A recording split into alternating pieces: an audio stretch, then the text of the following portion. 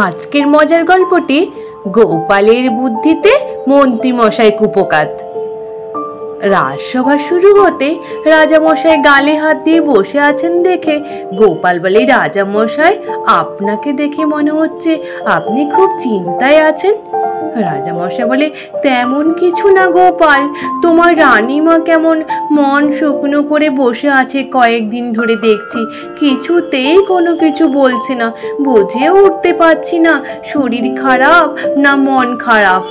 গোপাল বলে, রাজামশাই, আপনি তাহলে ভালো করে জিজ্ঞাসা করুন। বলে, জিজ্ঞাসা করলেও কিছু বলছে না গোপাল। তারপর সভাসদরা এক এক করে বলতে থাকে যে, রাজামশাই, সামনেই তো পুজো চলে এলো, তাহলে আমাদের ভাতা প্রদান করবেন না? আমাদের নতুন জামা কাপড় তো আনতে হবে। রাজামশাই বলে, হ্যাঁ হ্যাঁ, আমার মাথায় আছে তোমাদের ভাতা দেওয়ার কথা, তাই তো আজকে সব নিয়ে এসছি, এই নাও তোমাদের ভাতা। তারপর এক এক করে সকলকে ভাতা প্রদান করে। সকলে ভাতা প্রদান শেষ হয়ে গেলে যে যার বাড়ি ফিরে চলে যায়। মন্ত্রীমশাই বাড়ি ফিরে যেতে মন্ত্রীমশাই গিন্নি বলে, কি গো শুনছো, আর কদিন পরে তো দুর্গা পুজো, তাহলে দুর্গা পুজোতে আমার নতুন শাড়ি গয়না সব চাই, কেমন? মন্ত্রীমশাই বলে, গিন্নি, যা ভাতা দিয়েছে তাতে তো কুলোবে না, কিন্তু কি করি বলো? মন্ত্রী গিন্নি বলে, কোনো কথা শুনতে চাই না, আমার নতুন গয়না নতুন শাড়ি চাই, তুমি যাও গিয়ে রাজামশাইয়ের কাছ থেকে আরো বেশি ভাতা নিয়ে এসো, এক্ষুনি যাও।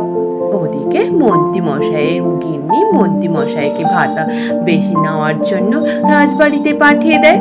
আর ওদিকে গোপাল বাড়ি ছেড়ে যেতে গোপালের গিন্নি বলে, কি গো, রাজামশাই ভাতা দিয়েছেন, নতুন জামা কাপড় আনবে না?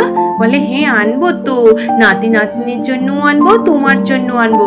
বলে, তাহলে কবে যাবে? আজকে যাবে? বলে, না না, আজকে যাব না, আজকে একটু রাজবাড়িতে এক্ষুনি যেতে হবে, বুঝতে পারছি না রাজামশাইয়ের মনও খারাপ, ওদিকে রানীমারও নাকি শরীর না মন কি ভালো নেই, একবার জানতে হবে, তাই একটু রাজবাড়িতে যাই। অমনি বলে গোপালও রাজবাড়ির উদ্দেশ্যে রওনা হয়। গোপাল গিয়ে সোজা রাজামশাইয়ের সাথে দেখা করে বলে, রাজামশাই, আমি কি একবার রানীমায়ের সাথে কথা বলতে পারি? রাজামশাই বলে, বেশ গোপাল, দেখো তুমি জানতে পারো কিনা রানীর কি সমস্যা হয়েছে, ও তো কিছুই বলছে না। বলে, বেশ রাজামশাই, আমি তাহলে রানীমায়ের সাথে কথা বলতে গেলাম। তারপর গোপাল রানীমায়ের সাথে দেখা করে। রানীমা তখন গোপালকে দেখে বলে, গোপাল, আমি জানতাম কেউ আসুক না আসুক তুমি আসবে, আর তুমি আমার সমস্যার সমাধানটা করতে পারবে। গোপাল, তুমি বলো, আমি কি তোমার রাজামশাইকে বলতে পারি? বলে, কি হয়েছে রানীমা, কি এমন সমস্যায় আছেন আপনি? বলে, গোপাল, সেই ছোটবেলা থেকে দুর্গাপুজো এলে সকলের সাথে মিলে মিশে দুর্গাপুজো দেখতে যেতাম, মেলা দেখতাম, কিন্তু এখানে রানী হয়ে যাওয়ার পরে সেই রানী রানী ভাব দেখাতে হয়, ওই অন্দরমহলেই থাকতে হয়, এর ভেতরেই পুজো দেখতে হয়, এগুলো একদম ভালো লাগে না গোপাল। তোমাদের রাজামশাইকে বললেও তো উনি শুনবেন না, বলো তাহলে আমি কি করি? গোপাল বলে, রানীমা, এই সমস্যা, তাই তো, দেখুন আমি তাড়াতাড়ি করে কেমন সমাধান করে দিচ্ছি। তারপর গোপাল গিয়ে রাজামশাইয়ের সাথে কথা বলে। রাজামশাইকে বলে, রাজামশাই, রানীমার সমস্যাটা আমি ধরতে পেরেছি রাজামশাই। রাজামশাই বলে, গোপাল, তাই নাকি? বলো বলো, কি এমন সমস্যা দেখা দিয়েছে রানীর মনে? বলে, রাজামশাই, ছোটবেলা থেকে তো রানীমা সকলের সাথে মেলা দেখতে যায়, আর ওখানটায় আনন্দও বেশি পায়। রানীমা হওয়ার পর থেকে উনি তো আর বাইরে বেরোতে পারেন না, তাই ওনার মনে এত কষ্ট।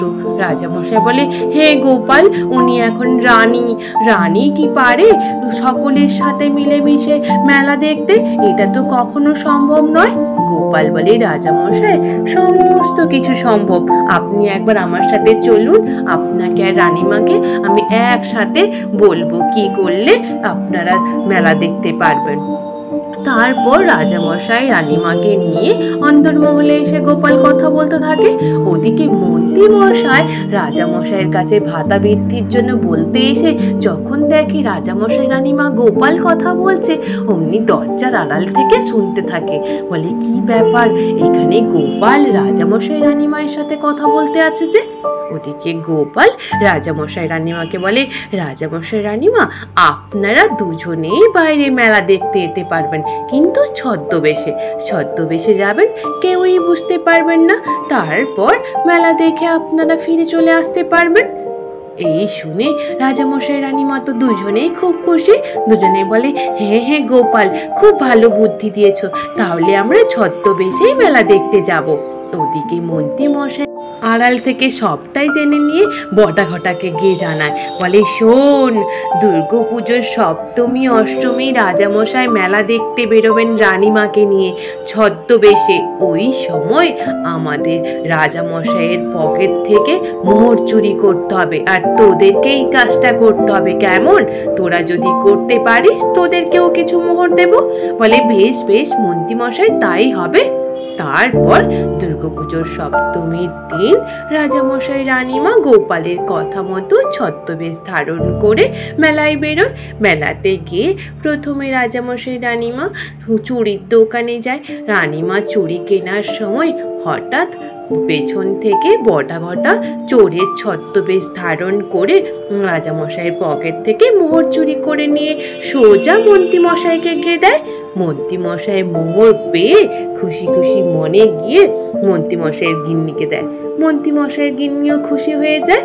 তারপর মন্ত্রীমশাই বটাঘটাকে বলে, শোন, আজকে তো চুরি হয়েছে, কালকেও আবার রাজামশাই রানীমাকে নিয়ে মেলা যাবে, কালকেও আবার চুরি করব, কেমন? আর একটু সচেতন থাকবি, কারণ রাজামশাই জেনে গেছে যে চোর চুরি করেছে, নিশ্চিত রাজামশাইও সচেতন থাকবে। তারপরের দিন পুনরায় রাজামশাই রানীমা দুজনে ছদ্মবেশ ধারণ করে মেলায় যায়।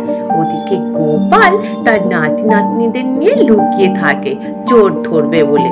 অমনি পেছন থেকে বটাঘটা যেমনি রাজামশাই পকেটে হাত ঢোকাতে যায়, অমনি পেছন থেকে বটাঘটাকে গোপাল আর গুলটে পুটি ন্যাপলারা চাপটে ধরে ফেলে। অমনি চোর চোর চোর চোর করে চিৎকার করতে থাকে।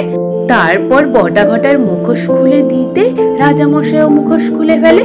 অমনি সকলে বলে, রাজামশাই রানীমা। রাজামশাই রানীমা বলে, বটাঘটা, তোরা চুরি করতে এসছিস? এত বড় স্পর্ধা, তোদের কে পাঠিয়েছে বল? বটাঘটা কাঁদতে কাঁদতে বলে, রাজামশাই রানীমা, আমাদের মন্ত্রী মশাই পাঠিয়েছে। ওদিকে মন্ত্রী মশাই গাছের আড়াল থেকে সবটাই দেখতে পেয়ে ভয়ে ওখান থেকে ছুট দিচ্ছিল। তারপর পাড়া প্রতিবেশী সকলে গিয়ে ছুটতে গিয়ে মন্ত্রী মশাইকে ধরে নিয়ে বেধড়ক মার দিতে থাকে। তারপর গোপাল রানীমাকে বলে, রানীমা, তাহলে মেলা ঘোরা শান্তি হয়েছে তো আপনার? আপনি খুশি হয়েছেন তো রানীমা? রানীমা বলে, গোপাল, তুমি যেখানে থাকবে সেখানে তো অসম্ভব তো সম্ভব হয়ে যাবে না গোপাল। তারপর সকলে মিলে রানীমা গোপালের জয় জয়কার করে। আজ এই পর্যন্ত, নিশ্চিত তোমাদের সকলের ভালো লেগেছে। আর যদি ভালো লেগে থাকে তাহলে একটু লাইক আর সাবস্ক্রাইব করে দিও। আর তোমরা সকলে ভালো থেকো, কেমন? টাটা।